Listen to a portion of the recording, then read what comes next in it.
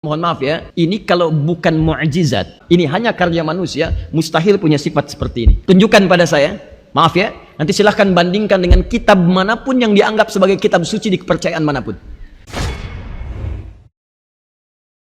Kama ru'iya fi tasmiyati kitaban kaunuhu mudawwanan bil aqlam, bahwa Al-Quran juga disebut dengan kitab karena diantara maknanya terhimpun, dia tertuliskan dalam tulisan-tulisan yang dijaga oleh Allah Subhanahu wa ta'ala.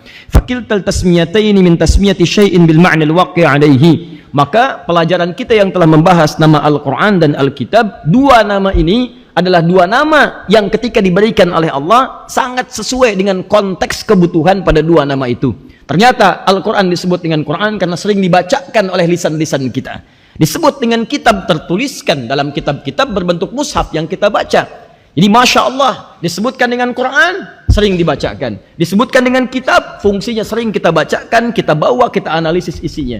Seakan-akan penulis kitab ini ingin menyampaikan, ketika Allah memberikan satu nama pada apapun, pasti ada fungsi yang melekat kepadanya. Mustahil, bahkan dengan nama pun mustahil Allah memberikan satu gambaran nama ataupun membuat sesuatu jika tidak ada manfaatnya dalam kehidupan. Paham sampai sini? Baik. Wa fi tasmiyatihi bihadzaini al-ismaini isyaratun ila anna min haqqihi al-'inayah bihifdhihi fi mawdi'aini la mawdi'in wahid. Ya. Dan penting ditegaskan bahwa dua nama ini juga memberikan isyarat akan penjagaan Allah kepada Al-Quran yang dijaga langsung dengan makna dua nama ini. Ya. Apa artinya? A'ni annahu yajibu hifdhuhu fi as-suduri was-suturi jami'an. Bahwa dengan hikmahnya penamaan dua nama ini seakan-akan menegaskan mukjizat Al-Quran itu akan dijaga oleh Allah langsung di dua tipe sekaligus, tipe bacaan dan tulisannya. Jadi di bacaannya terjaga, di tulisannya pun terjaga. Karena itu mohon maaf kalau Anda mendapatkan kesalahan dalam bacaan, bisa dikoreksi bahkan lewat tulisan. Jika tulisan ada kesalahan, misalnya salah ketik, ya, salah print, salah masukkan huruf, akan dikoreksi lewat bacaan. Bahkan mohon maaf sekali, bahkan yang bacaan pun ketika dibacakan bisa dikoreksi lagi oleh orang yang telah hafal dengan hafalan yang sempurna. Ada orang yang salah menulis, dikoreksi lagi dibandingkan dengan mushaf yang lainnya. Tidak sedikit sekarang orang mengupload, ini ada salah tulisan nih dibandingkan dengan mushaf yang lain.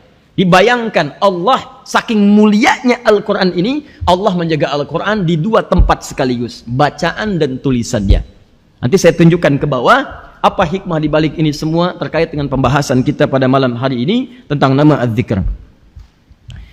Ini maksudnya mohon maaf ya, sekali lagi sebelum diteruskan, ini kalau bukan mukjizat atau seperti tuduhan sementara orang, ini hanya karya manusia, mustahil punya sifat seperti ini.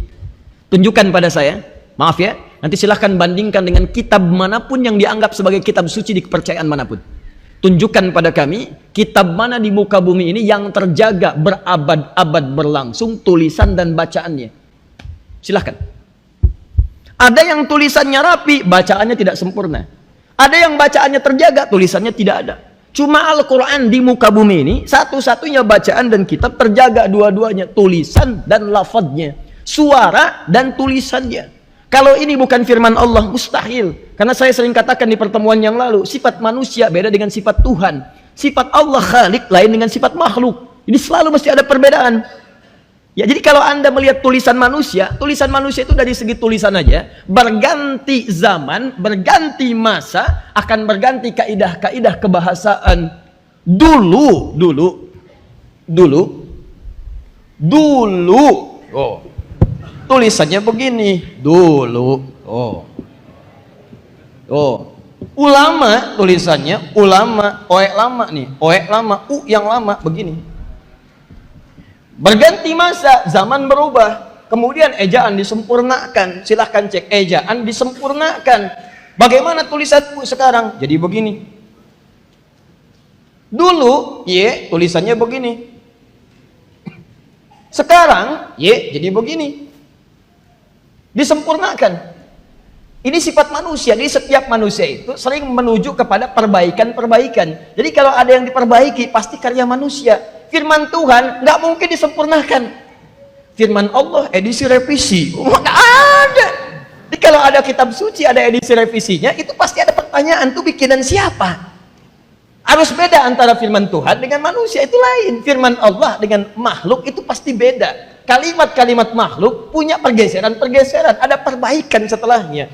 Firman Allah mustahil, karena sifat Allah penuh dengan kesempurnaan, maka ditunjukkan. Turun ketika Al-Quran diturunkan, silahkan cek. Zaman jahiliyah sampai dengan sekarang, gak ada perubahan. Silahkan cek. Dari Abu Jahal sampai Abu yang sekarang, sama aja.